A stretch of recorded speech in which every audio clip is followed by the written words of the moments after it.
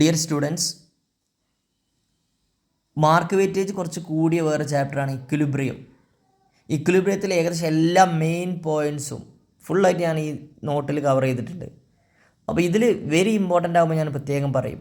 ഇപ്പോഴത്തെ ഒരു ക്വസ്റ്റ്യൻ നമ്മൾ പ്രതീക്ഷിക്കുന്ന ഏത് ഭാഗത്തുനിന്നും ക്വസ്റ്റ്യൻ വരാം, എന്നാലും നമുക്ക് വെരി ഇമ്പോർട്ടൻ്റ് പറയാൻ പറ്റും. ഞാൻ പറയാം, തുടക്കം ഒന്ന് ശ്രദ്ധിച്ചോ. Expression for K C and K P ആണ്. ശരിക്കും ഇക്വിലിബ്രിയം കോൺസ്റ്റൻ്റ് ആണ് കെ, അതിനാണ് കെ സി എന്നും പറയുന്നത്. സി ആകുമ്പോൾ ശരിക്കും മോളാർ കോൺസെൻട്രേഷൻ പറയാവുന്നേ ഉള്ളൂ. കെ പി ആകുമ്പോൾ പി പാർഷ്യൽ പ്രഷർ. അപ്പോൾ രണ്ടും ഒരു കെമിക്കൽ ഇക്വേഷൻ തന്നാൽ, ഒരു ഇക്വിലിബ്രിയം തന്നാൽ അതിൻ്റെ കെ സിൻ്റെ എക്സ്പ്രഷൻ എഴുതണോ കെ പിൻ്റെ എക്സ്പ്രഷൻ എഴുതണോ നിങ്ങൾ പഠിക്കണം. Okay, then relation between K P and K C. K പിയും കെ സിയും തമ്മിലുള്ള ഒരു ഇക്വേഷൻ, റിലേറ്റ് ചെയ്യുന്ന ഇക്വേഷനാണ് K P is equal to K C into R T raise to delta N. K P is equal to K S R T C, അല്ല K S R T C എന്നല്ല, K P is equal to K C into R T raise to delta n. ഞാൻ ഓർത്ത് വെക്കാൻ വേണ്ടി പറഞ്ഞതേ ഉള്ളൂ. Delta എന്ന് പറഞ്ഞാൽ ഓർമ്മ ഉണ്ടോ? തെർമോഡൈലൊക്കെ ഉണ്ട്. തെർമോഡൈനാമിക്സിൽ number of moles of gaseous products minus number of moles of gaseous reactants ചെയ്താൽ ഡെൽറ്റ എന്ന് കിട്ടും. ഓക്കെ, അതിൻ്റെ പ്രോബ്ലംസ് ചെയ്ത് പ്രാക്ടീസ് ചെയ്യാം. ദെൻ നെക്സ്റ്റ് ഇമ്പോർട്ടൻ്റ് ആണ് ഹോമോജീനസ് ആൻഡ് ഹെട്രോജനസ് ഇക്വിലിബ്രിയം. എന്താ ഹോമോജനസ് ഇക്വിലിബ്രിയം എന്ന് പറഞ്ഞാൽ? ഒരു ഇക്വിലിബ്രിയം അതിലുള്ള റിയാക്റ്റിൻ്റെ പ്രൊഡക്റ്റും എല്ലാവരും ഒരേ ഫിസിക്കൽ സ്റ്റേറ്റ് ആണെങ്കിൽ, ഇപ്പോൾ സോളിഡ് ആണെങ്കിൽ എല്ലാവരും സോളിഡ്, ഗ്യാസ് ആണെങ്കിൽ എല്ലാവരും ഗ്യാസ്, ഇങ്ങനെ ലിക്വിഡ് ആണെങ്കിൽ എല്ലാവരും ലിക്വിഡ്, ലിക്വിഡ് ഓർ അക്വസ്. ഇതാണ് ഹോമോജീനസ്. അപ്പോൾ ഹെട്രോജനസോ ഒരു ഇക്വിലിബ്രിയത്തിലുള്ള റിയാക്റ്റിൻ്റെ പ്രൊഡക്റ്റും തമ്മിൽ ഫിസിക്കൽ സ്റ്റേറ്റ്, അതിന് ഫേസ് എന്ന് പറയും. ഡിഫറൻ്റ് ആണെങ്കിൽ അത് ഹെട്രോജീനസ്. സിമ്പിളാണ്. Then applications of equilibrium constant. കേസിൻ്റെ അപ്ലിക്കേഷൻ ഒന്നെന്താ വെച്ചാൽ helps to predict the direction of the reaction ആണ്. അടുത്തത് it helps to predict the extent of reaction, എത്രമാത്രം റിയാക്ഷൻ നടന്നു എന്നുള്ളത്. വേറെ എന്നുള്ളത് for calculate the concentration, equilibrium concentrations of reactant product എന്നൊക്കെയാണ്. Okay, then Le Chatelier's principle very important ആണ്. നിങ്ങൾ ആൾറെഡി പഠിച്ചതാണ്. ലെ ഷാറ്റ്ലിയർ പ്രിൻസിപ്പിൾ സ്റ്റേറ്റ് ചെയ്യാനും ഒക്കെ അറിയാലോ. whenever there is a change in concentration, pressure and temperature of a system at equilibrium, the system will try to nullify the effect of that change. പിന്നെ അതിൽ factors affecting ഇക്വിലിബ്രിയാണ്. ആ ഫാക്ടറുകളൊക്കെ ഒന്ന് നോക്കും പെട്ടെന്ന് പറയണ്ടേ. കോൺസെൻട്രേഷൻ, ചെറിയൊരു എക്സ്പ്ലനേഷൻ തരാം. അപ്പോൾ കോൺസെൻട്രേഷനിൽ പറയാനുള്ളത്, ഇപ്പോൾ ഒരു റിയാക്ഷനിൽ, ഒരു ഇക്വിലിബ്രിയത്തിൽ റിയാക്റ്റൻറ്റിൻ്റെ കോൺസെൻട്രേഷൻ കൂട്ടിയാൽ എന്ത് സംഭവിക്കുക? കൂടുതൽ എന്തായും ഇത് ഇക്വിലിബ്രിയത്തിലെ റിയാക്റ്റൻറ്റിൻ്റെ കോൺസെൻട്രേഷൻ കൂട്ടിയാൽ ഫോർവേഡ് റിയാക്ഷൻ നടക്കും, കൂടുതൽ പ്രൊഡക്റ്റ് ഉണ്ടാവും. അങ്ങനത്തെ കാര്യങ്ങളുണ്ടല്ലോ. പ്രൊഡക്റ്റിൻ്റെ കോൺസെൻട്രേഷൻ കുറച്ചാലോ അപ്പോഴും ഫോർവേഡ് റിയാക്ഷൻ നടക്കും, കൂടുതൽ എന്തുണ്ടാവും? പ്രൊഡക്റ്റ് ഉണ്ടാവും. ഇനി പ്രഷറിൽ ജനറലായിട്ട് പറഞ്ഞാൽ പ്രഷറിന് എഫക്റ്റ് ഉണ്ടാണെങ്കിൽ ഗ്യാഷ്യസ് റിയാക്റ്റൻ്റോ പ്രൊഡക്റ്റോ ഒക്കെ വേണം. പിന്നെ അതുമാത്രമല്ല ഡെൽറ്റാൻ ഒരിക്കലും സീറോ ആവരുത്. അഥവാ number of moles of gaseous reactant product രണ്ട് സൈഡിലും, റിയാക്റ്റൻ്റ് സൈഡിലും പ്രൊഡക്റ്റ് സൈഡിലും തുല്യമാവരുത്. ഓക്കെ, അത് നോക്കിയിട്ട് വേണം പ്രഷർ പറയാൻ. പിന്നെ പറയാനുള്ളത്, ഒരു ഇക്വേഷൻ തരുമ്പോൾ ഇപ്പോൾ ഹേബർ പ്രോസസ് ആണെങ്കിൽ N2 + 3H2 gives 2NH3. അപ്പോൾ അതിൽ പ്രഷർ കൂടുതൽ കൊടുത്താൽ ഫോർവേഡ് റിയാക്ഷൻ നടക്കുക. കാരണം കൂടുതൽ നമ്പർ ഓഫ് മോൾസ് ഉള്ളിടത്തുനിന്ന് കുറഞ്ഞതുള്ളിടത്തേക്ക് ആ സൈഡിലേക്കാണ് നടക്കുക. കൂടുതലുള്ള സൈഡിൽ നിന്ന് കുറഞ്ഞ സൈഡിലേക്ക്. അഥവാ 4 നമ്പർ ഓഫ് മോൾസ് ആണ് റിയാക്റ്റൻ സൈഡിൽ ഹേബർ പ്രോസസ്സിൽ. അപ്പോൾ പ്രൊഡക്റ്റ് സൈഡിൽ 2 ഉള്ളൂ. അപ്പോൾ അവിടെ ഫോർവേഡ്. സംഗതി മനസ്സിലായല്ലോ. പിന്നെ എഫക്റ്റ് ഓഫ് ടെമ്പറേച്ചറാണ്. ടെമ്പറേച്ചറിൽ ഒരു പോയിൻ്റാണ് ഉള്ളത്. ടെമ്പറേച്ചറിൽ പോയിൻ്റ് പറയാനുള്ളത്, ഒരു റിവേഴ്സിബിൾ റിയാക്ഷനിൽ ഫോർവേഡ് റിയാക്ഷൻ എക്സോ തെർമിക് ആണെങ്കിൽ ബാക്ക്വേർഡ് റിയാക്ഷൻ എൻഡോ തെർമിക് ആയിരിക്കും. തിരിച്ചു ആവാം. അപ്പോൾ ഇതിലിങ്ങനെ പറയും, increase in temperature will favour endo thermic reaction എന്നാണ്. സംഭവം മനസ്സിലായോ? ഒരു ഇക്വിലിബ്രിയത്തിൽ നിൽക്കുന്ന റിയാക്ഷനിൽ നമ്മൾ ടെമ്പറേച്ചർ കൂട്ടിയാൽ അത് എൻഡോ തെർമിക് റിയാക്ഷനെയാണ് എന്ത് ചെയ്യുക? ഫേവർ ചെയ്യുക. അപ്പോൾ ഒരു എക്സാമ്പിൾ ഹേബർ പ്രോസസ്സിന് പ്രത്യേകത അതിൻ്റെ ഫോർവേഡ് റിയാക്ഷൻ എക്സോതെർമിക്കാണ്. അപ്പോൾ അതിൽ കൂടുതൽ ടെമ്പറേച്ചർ കൊടുത്താൽ എന്താ സംഭവിക്കുക? കൂടുതൽ ടെമ്പറേച്ചർ കൊടുത്താൽ അവിടുത്തെ ബാക്ക്വേർഡ് റിയാക്ഷനാണ്. കാരണം എന്താ? അവിടെ എൻഡോതെർമിക് റിയാക്ഷൻ, അതെടുത്ത ബാക്ക്വേർഡ് റിയാക്ഷനാണ്. സംഗതി മനസ്സിലായല്ലോ. ദെൻ എഫക്റ്റ് ഓഫ് കാറ്റലിസ്റ്റ്, അതും ചോദിക്കുമ്പോൾ ഇതെൻ്റെ കാറ്റലിസ്റ്റ് എന്ത് ചെയ്യും? It helps to attain the equilibrium quickly. പെട്ടെന്ന് ഇക്വിലിബ്രിയം അറ്റൈൻ ചെയ്യാനാണ് കാറ്റലിസ്റ്റ് സഹായിക്കുക. ഇപ്പോൾ അത്ര ഞാൻ പറയുന്നുള്ളൂ. ഓരോന്നായിട്ട് പഠിക്കണം. അതൊക്കെ പ്രീവിയസ് ക്വസ്റ്റ്യനിലുണ്ട് കേട്ടോ. ഞാൻ പറഞ്ഞല്ലോ, ലെ ഷാറ്റ്ലിയർ പ്രിൻസിപ്പിളും ഈ ഫാക്ടേഴ്സും വളരെ ഇമ്പോർട്ടൻ്റ് ആണ്. ഇതിന്ന് പ്രഷറും ടെമ്പറേച്ചറൊക്കെ ചോദിക്കുന്നുണ്ട്, എല്ലാം ചോദിക്കും. Then the conditions for obtaining maximum amount of ammonia in Haber process. ഇത് പറയുമ്പോൾ ഏറ്റവും കൂടുതൽ ക്വസ്റ്റ്യനിൽ കണ്ടത് ഇതൊക്കെ കൂടി ഹേബർ പ്രോസസ്സിൽ എങ്ങനെ കൂടുതൽ അമോണിയ കിട്ടാൻ ഈ കണ്ടീഷൻസൊക്കെ എങ്ങനെ അപ്ലൈ ചെയ്തതെന്ന്. അപ്പോൾ നമുക്ക് പെട്ടെന്ന് പറയാണെങ്കിൽ കോൺസെൻട്രേഷനിൽ പറയുകയാണെങ്കിൽ സാധാരണ പ്രൊഡക്റ്റായിട്ടുള്ള അമോണിയയെ റിമൂവ് ചെയ്യും. അപ്പോൾ ഫോർവേഡ് റിയാക്ഷൻ കൂടുതൽ നടക്കും. അപ്പോൾ എന്ത് കിട്ടും? കൂടുതൽ പ്രൊഡക്റ്റ് കിട്ടും. പിന്നെ പ്രഷറിൽ സാധാരണ കുറച്ച് ഹൈ പ്രഷർ കൊടുക്കുക ചെയ്യുക. 200 ATM പ്രഷർ കൊടുക്കും. ഞാൻ പറഞ്ഞല്ലോ 200 ATM പ്രഷർ കൊടുത്താൽ കൂടുതൽ പ്രൊഡക്റ്റ് കിട്ടും, ഫോർവേഡ് റിയാക്ഷൻ നടക്കും. ദെൻ ടെമ്പറേച്ചറിൻ്റെ കേസിൽ കൂടുതൽ ടെമ്പറേച്ചർ അത്ര ഫേവറബിൾ അല്ല ശരിക്ക് ഹേബർ പ്രോസസ്സിൽ. പക്ഷേ എന്നാലും റിയാക്ഷൻ നടക്കാൻ വേണ്ടി ഒരു ഒപ്റ്റിമം ടെമ്പറേച്ചർ ആയിട്ടുള്ള ഒരു 500 ഡിഗ്രി സെൽഷ്യസ് 500 ഡിഗ്രി സെൽഷ്യസ് ആണ് ഇതിന് ടെമ്പറേച്ചർ കൊടുക്കാറുള്ളത്. ദെൻ കാറ്റലിസ്റ്റ് എന്ന് പറഞ്ഞാൽ അയൺ ആണ് ഹേബർ പ്രോസസ്സിലെ കാറ്റലിസ്റ്റ്. ഇത് അങ്ങനെ തന്നെ ചോദിക്കുക. ഓക്കെ, ഹേബർ പ്രോസസ്സ് ഇമ്പോർട്ടൻ്റ് ആണ്. അതേപോലെ ശ്രദ്ധിക്കേണ്ടത് കോണ്ടാക്റ്റ് പ്രോസസ്സ് ഒന്ന് നോട്ട് ചെയ്യണം. അത് സൾഫ്യൂരിക് ആസിഡിൻ്റെ പ്രിപ്പറേഷനാണ്. അതിലൊരു സ്റ്റെപ്പ് ഉണ്ട്, 2SO2 + O2 gives 2SO3. അത് അതിൻ്റെ റിവേഴ്സിബിൾ സ്റ്റെപ്പാണ്. അതിൽ പ്രത്യേകം എന്ന് വെച്ചാൽ അതിലെ കാറ്റലിസ്റ്റ് വനേഡിയം പെൻറ്റാ ഓക്സൈഡാണ്, V2O5. പിന്നെ അതിൽ ഇതേപോലെ പ്രഷറിൻ്റെ അപ്ലിക്കേഷനൊക്കെ അറിയാലോ, കൂടുതൽ പ്രഷർ കൊടുത്താൽ ഫോർവേഡ് റിയാക്ഷനാണ് നടക്കുക. ഓക്കെ, അത് എഴുതി പഠിക്കണം, ഇമ്പോർട്ടൻ്റ് ആണ്.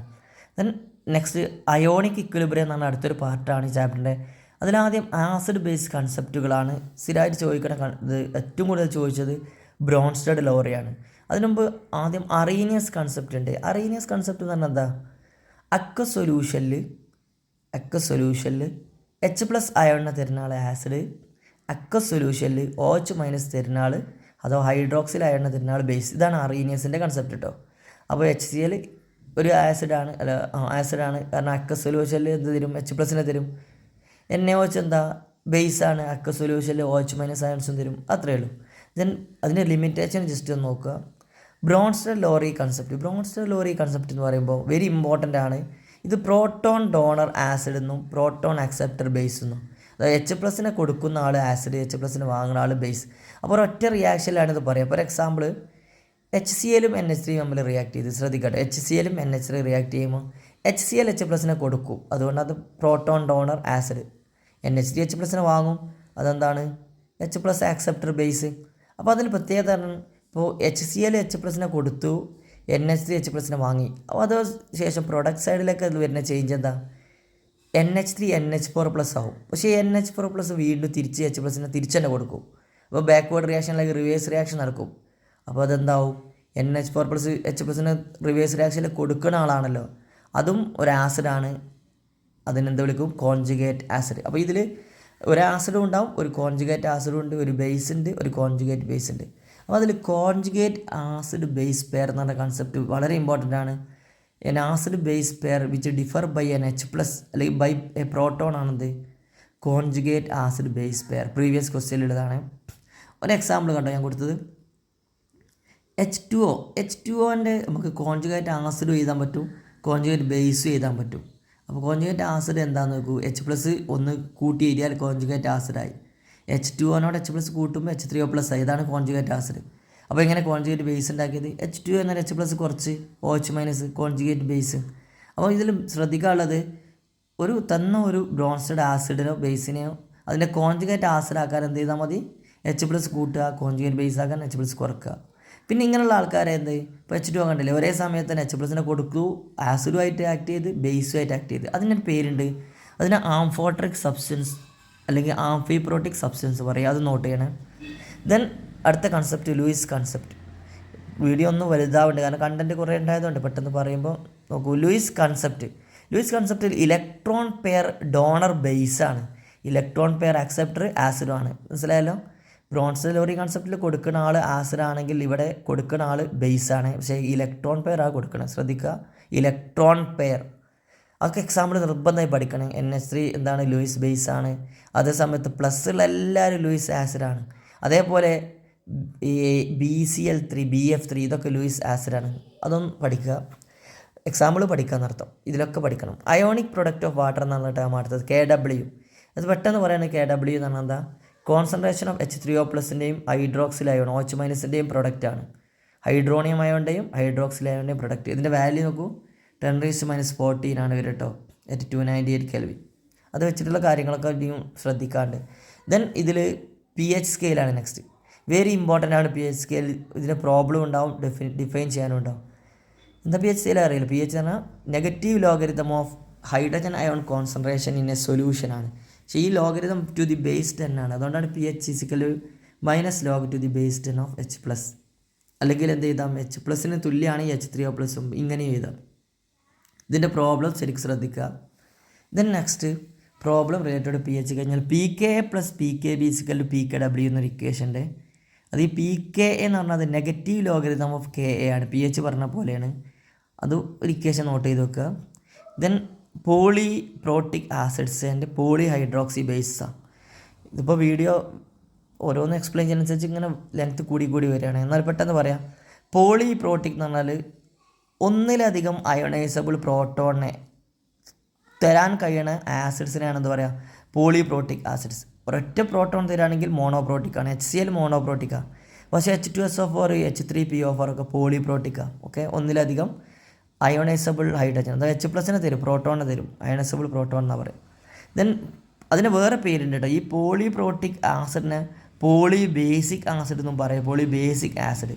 അത് സമയത്ത് അടുത്ത പോളി ഹൈഡ്രോക്സി ബേസ്. അപ്പോൾ അതേപോലെ പറയുകയാണെങ്കിൽ അല്ലേ, ഒന്നിലധികം എന്ത് തരും, അയോണൈസബിൾ OH- എന്ന് പറഞ്ഞാൽ ഹൈഡ്രോക്സിൽ അയോണിനെ തരുന്ന ആൾക്കാരാണെന്ന് poly hydroxy bases. Poly hydroxy ബേസിന് എന്ത് പറയാറോ, പോളി അസിഡിക് ബേസസ് എന്ന് പറയും. Poly acidic bases. അതിൽ ഒരു OH മാത്രം തരികയാണെങ്കിൽ അത് മോണോ ഹൈഡ്രോക്സിയാണ്. NaOH മോണോ ഹൈഡ്രോക്സിയാണ്. പക്ഷേ രണ്ടൊക്കെ തരുന്നതുണ്ട്, ലൈക്ക് മഗ്നീഷ്യം ഹൈഡ്രോക്സൈഡ്, ഇതൊക്കെ പോളി ഹൈഡ്രോക്സിയാണ്. ഇനി അടുത്തത് ഫാക്ടേഴ്സ് അഫക്റ്റിംഗ് ആസിഡ് സ്ട്രെങ്ത്. ഞാൻ പെട്ടെന്ന് പറയാം. ഇതാണ് ആ കമ്പാരിസൺ ടെക്സ്റ്റിലുള്ളത്. ഇത് അങ്ങനെ തന്നെ പഠിക്കണം. ഈ HF, H2O, NH3, CH4 തന്നാൽ മോർ അസിഡിക് അത് HF ആണ്. അവിടെ നമ്മൾ ഇലക്ട്രോനെഗറ്റീവ് ഡിഫറൻസ് വെച്ചിട്ട് കാര്യങ്ങൾ പറയാം കേട്ടോ. അത് പീരീഡിലുള്ള എക്സ്പ്ലനേഷനാണ്. ഇനി അടുത്ത കണ്ടല്ലോ, HI, HBr, HCl, HF, ഇതെല്ലാം ഒരേ ഗ്രൂപ്പിലുള്ള ആൾക്കാരാണ് ഹൈഡ്രജനായി ചേർന്നത്. അപ്പോൾ അതിലേറ്റവും കൂടുതൽ അസിഡിക്കാര HI ആണ്. അത് സൈസുമായിട്ട് ബന്ധപ്പെട്ട് കൂടുതൽ സൈസുള്ള അയോഡിൻ ഉണ്ടായതുകൊണ്ടാണ്. ദെൻ ഞാൻ പെട്ടെന്ന് പറഞ്ഞ് നിർത്തുന്നതെന്ന് വെച്ചാൽ വീഡിയോ അതങ്ങനെ ലെങ്ത്ത് കൂടി വരികയാണ്. കോമൺ അയോൺ എഫക്റ്റ് അറിയാലോ. കോമൺ അയോൺ എഫക്റ്റ് എന്ന് പറഞ്ഞാൽ എന്താ, the phenomenon of the suppression of the dissociation of a weak electrolyte by the addition of a strong electrolyte having a common ion. അതിൻ്റെ application എന്ന് പറഞ്ഞാൽ ഒന്ന് തന്നെയാണിത്. ഒരു വീക്ക് ഇലക്ട്രോലൈറ്റിൻ്റെ ഡിസോസിയേഷനെ സപ്രസ് ചെയ്യും. പിന്നെ ഒരു വേറെ ആപ്ലിക്കേഷൻ വരുന്നത് കോമൺ അയോൺ എഫക്റ്റും അതേപോലെ സൊല്യൂബിലിറ്റി പ്രൊഡക്റ്റും ചേർന്നിട്ടുള്ള ആപ്ലിക്കേഷനാണത് പ്യൂരിഫിക്കേഷൻ ഓഫ് സോഡിയം ക്ലോറൈഡ്. ഉപ്പിൻ്റെ കോമൺ സാൾട്ടിൻ്റെ ശുദ്ധീകരണത്തിന് ഉപയോഗിക്കും. ഇതിൽ ശ്രദ്ധിക്കാൻ കണ്ടോ, കോമൺ അയൺ എഫക്റ്റിന് എക്സാമ്പിളായിട്ടുള്ള രണ്ട് പേര് കണ്ടില്ല, അസറ്റിക് ആസിഡും സോഡിയം അസറ്റേറ്റും. ഇവിടെ കോമൺ അയൺ എഫക്റ്റ് ഉണ്ടാവും. രണ്ടിലും എന്തുണ്ട്, അസറ്റേറ്റ് അയൺ ഉണ്ടായതുകൊണ്ട്. വേറെ പേര് കണ്ടോ, അമോണിയം ഹൈഡ്രോക്സൈഡും അമോണിയം ക്ലോറൈഡും. ഇവിടെയുണ്ട് അമോണിയം അയൺ കോമൺ ആണ്. അപ്പോൾ കോമൺ അയൺ എഫക്റ്റ് ഒന്നായി ശ്രദ്ധിക്കുക. Then next buffer solution. Buffer solution എന്ന് പറയുമ്പോൾ the solutions which resist the change in pH on dilution. അല്ലെങ്കിൽ കുറച്ച് അളവിൽ ആസിഡോ ബേസോ ആഡ് ചെയ്താലും pHൽ മാറ്റം വരാത്ത സൊല്യൂഷനാണ് ബഫർ സൊല്യൂഷൻ. ഓക്കെ, അതിൽ രണ്ട് ടൈപ്സ് ഉണ്ട്, അസിഡിക് ബഫർ, ബേസിക് ബഫർ. ഇതൊക്കെ കുറേ പ്രാവശ്യം ചോദിച്ചതാണ്. അസിഡിക് ബഫറും ബേസിക് ബഫറും അറിയാലോ. എക്സാമ്പിൾ, ഒരു വീക്ക് ആസിഡും അതിൻ്റെ സാൾട്ടും ചേർന്നാൽ അസിഡിക് ബഫറായി. ഒരു വീക്ക് ബേസും അതിൻ്റെ സാൾട്ടും ചേർന്നാൽ ബേസിക് ബഫറുമായി. അപ്പോൾ ഇവിടുത്തെ മുകളിലുള്ള ഈ പേര് അതിനെ പറ്റും. ഇപ്പോൾ ഇത് അസിറ്റിക് ആസിഡ്, സോഡിയം അസിറ്റേറ്റ് പേര് അസിഡിക് ബഫറിനും, ഇത് ammonium hydroxide, ammonium chloride basic ബഫറിനും എക്സാമ്പിളായിട്ട് പറയട്ടോ. ദെൻ സോൾട്ട് ഹൈഡ്രോളിസിസ് എന്ന് പറഞ്ഞിട്ട് അടുത്തതുണ്ട്.